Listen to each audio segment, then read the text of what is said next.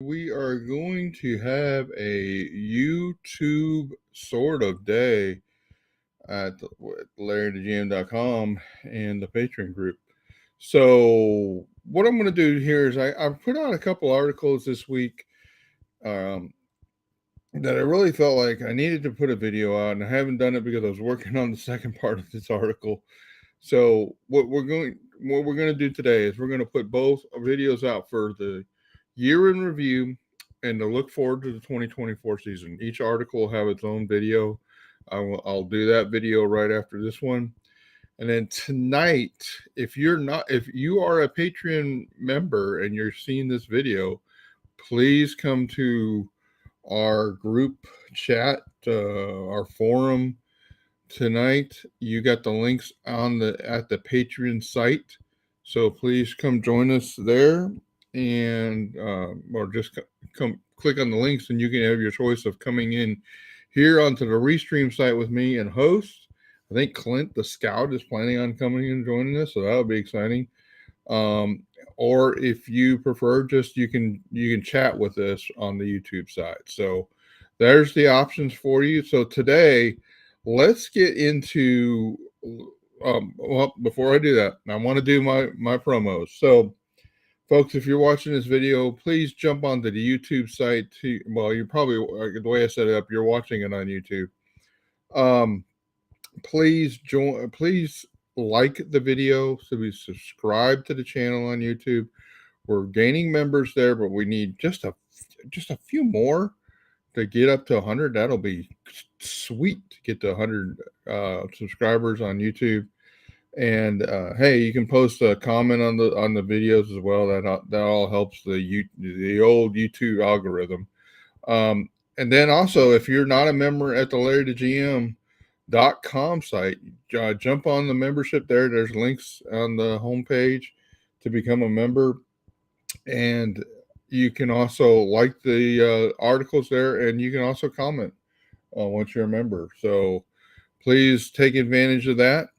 And if you really want to make a difference and you help the Larry the GM site and help me provide the content that I do, join the Patreon group, $5 a month, or you can go the extra mile. We've got one that's gone the extra mile to be a $20 a month subscriber.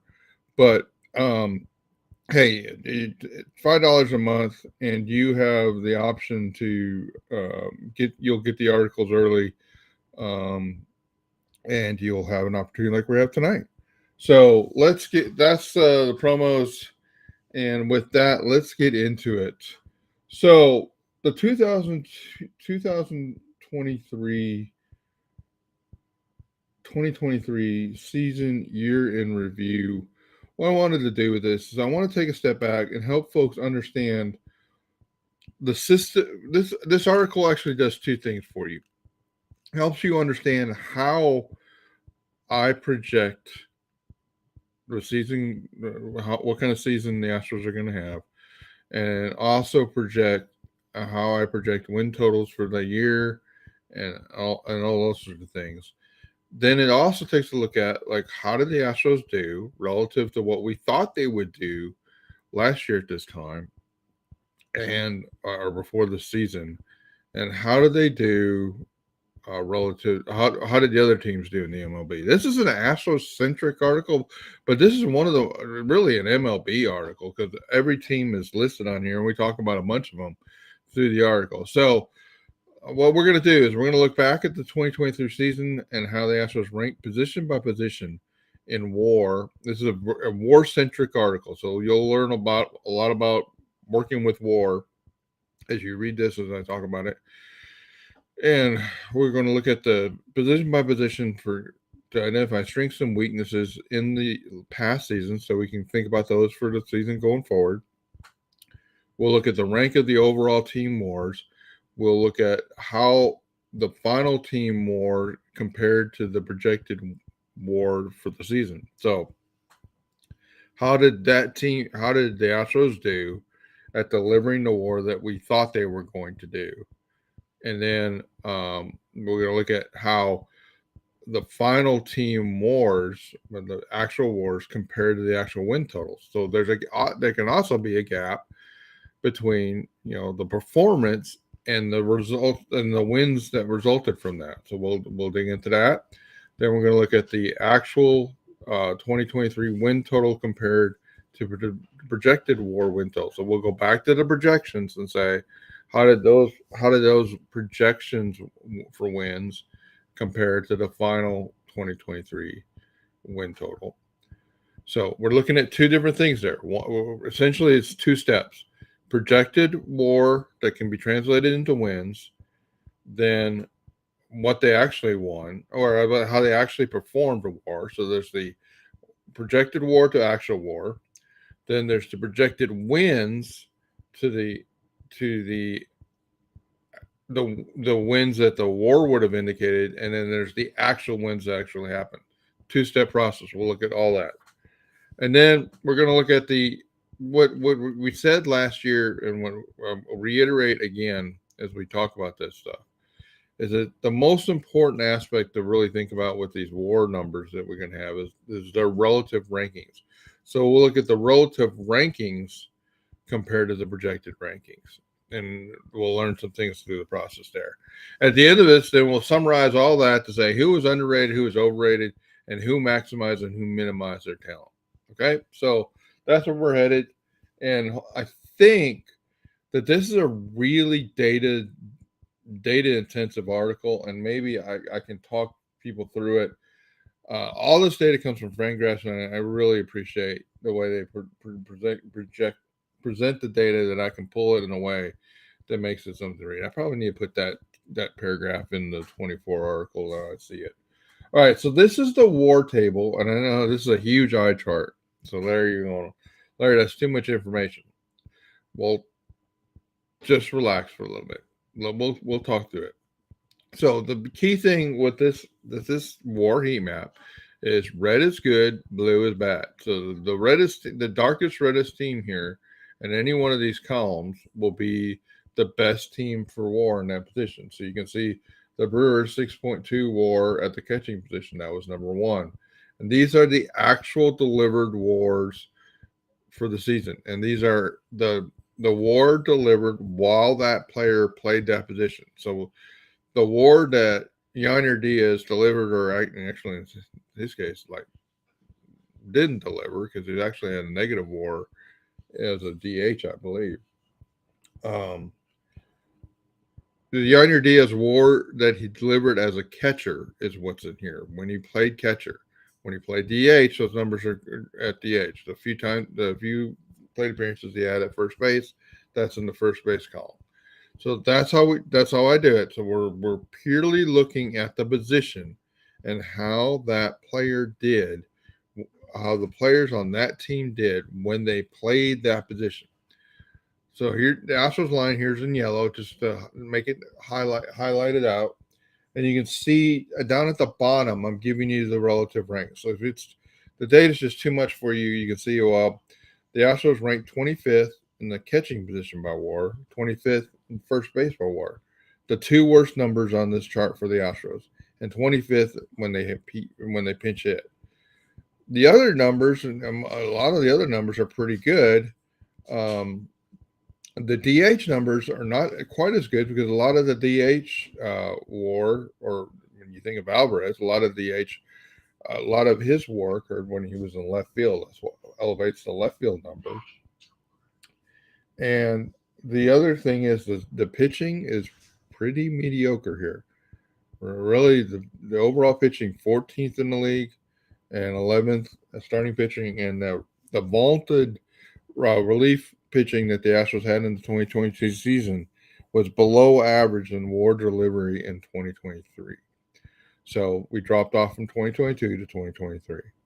Overall, the Astros rank 10th in WAR last year.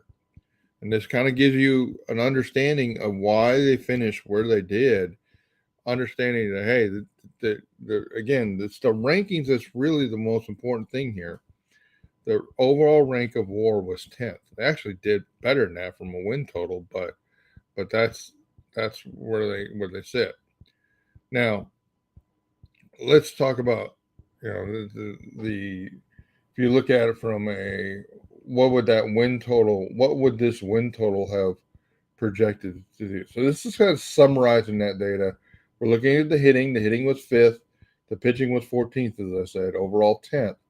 And that WAR versus the average WAR actually delivered last year was 33.3. So this is roughly 9 games above that. So they would have projected to win 40 games. What did they do? They won 40. They won. I'm sorry, 90 games. What did they do? They won 90 games. Now it doesn't work as good for some of these other teams, and we'll talk about that gap before we're done.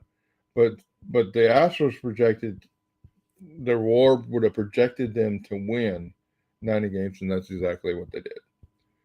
So let's look at the element of how well did these teams do in delivering the WAR they were projected to deliver. So the actual WAR the Astros delivered was 42.4. The projected WAR before the season started was 48.2.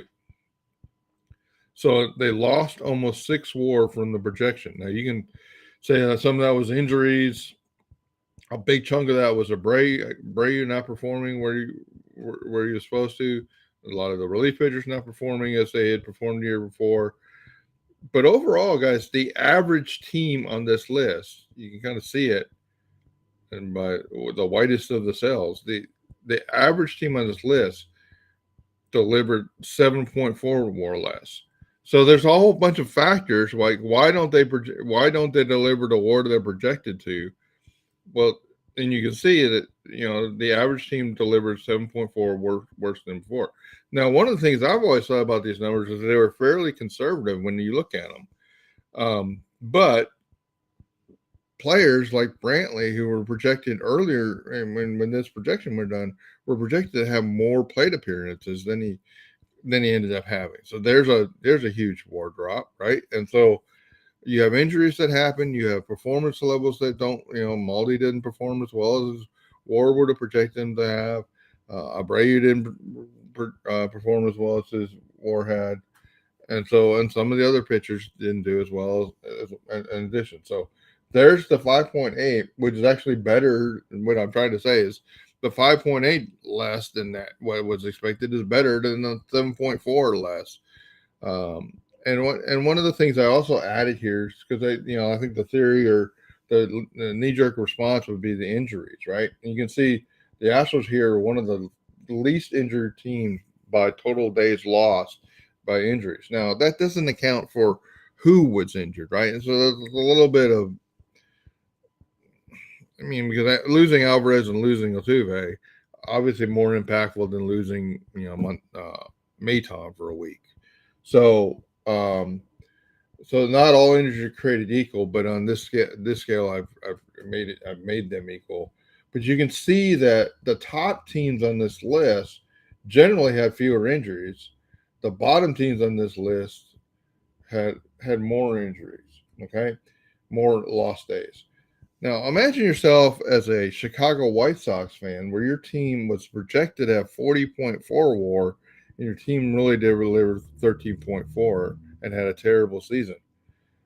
Same with Yankees fans. Same with the Mets fans. Colorado and Oakland didn't do near as well as they were supposed to have done. The Angels had beset again by one of the worst injured. I think they may have been second most injured team, and a lot of that is Mike Trout, right? And you lose Mike Trout, you're going to lose a lot of WAR from what was projected.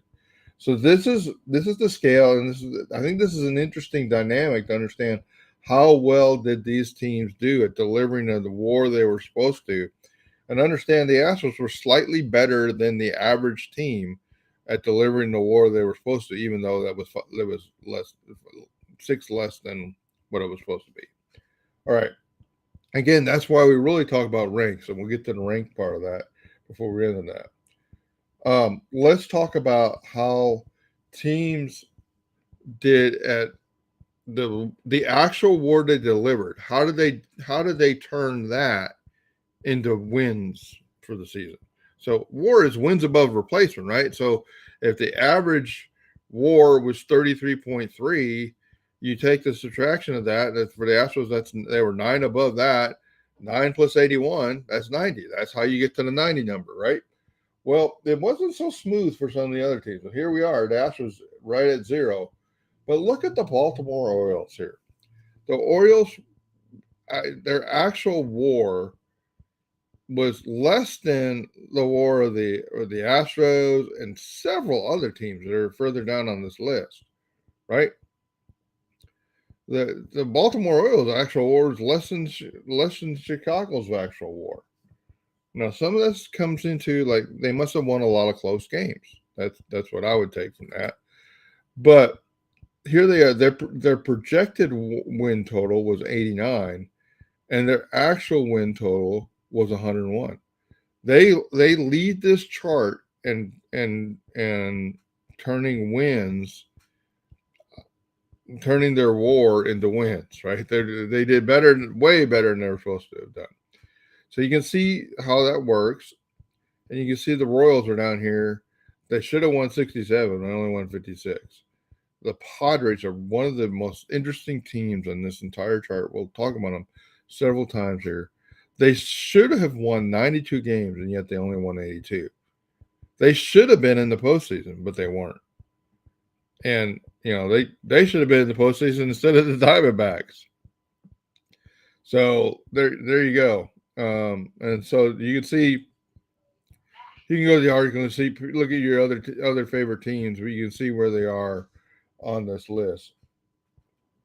Now let's look at where the team's actual 2023 season win totals compared to the projected WAR win totals at the beginning of the year.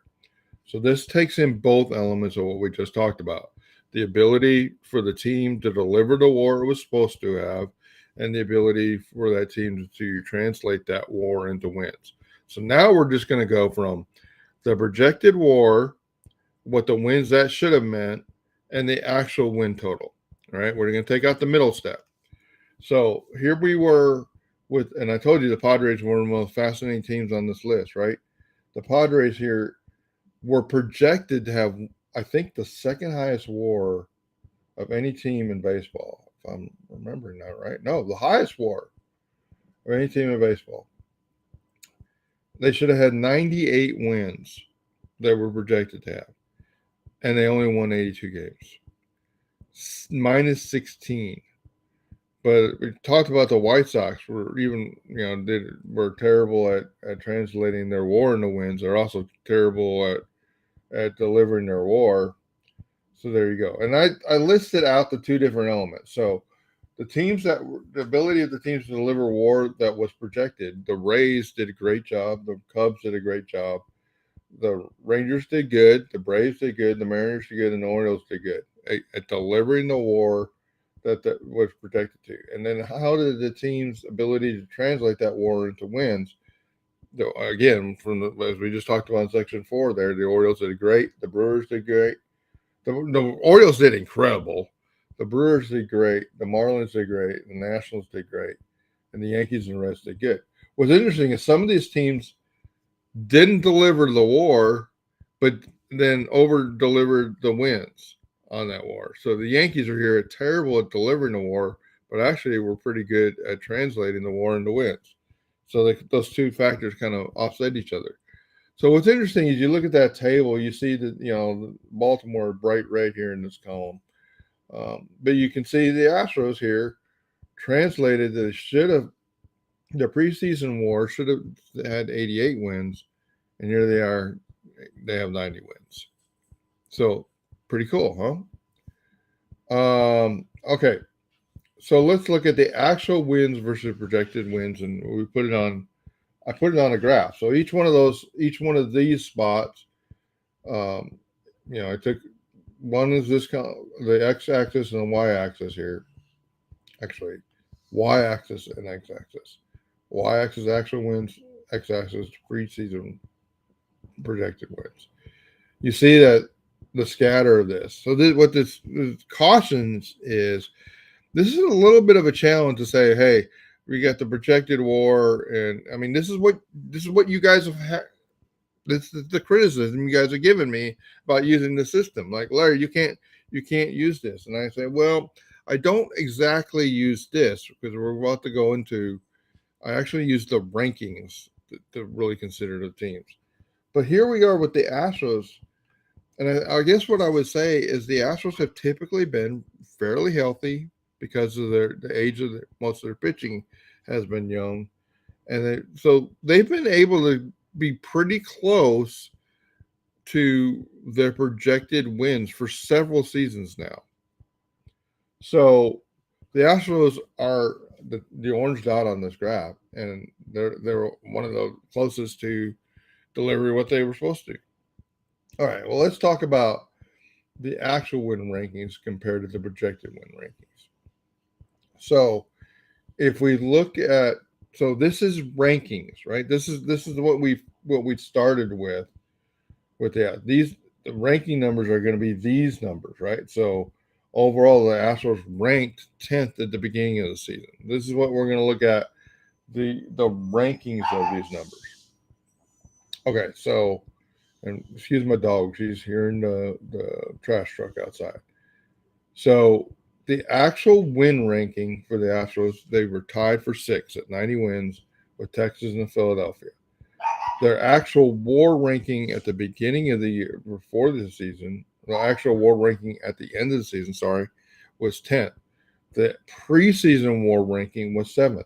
So basically, they were 7th in the preseason. And when I was freaking out in March, like, guys, this team is not as good as you think it is.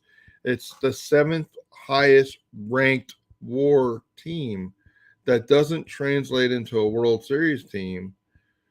This is also why I said the Astros are probably going to lose the ALCS. They were literally the 7th ranked team, and I think they were the 3rd in the American League. And I said, well, I think that somehow they get to the ALCS, despite they were the 3rd. They would have by that system they would have not made the ALCS.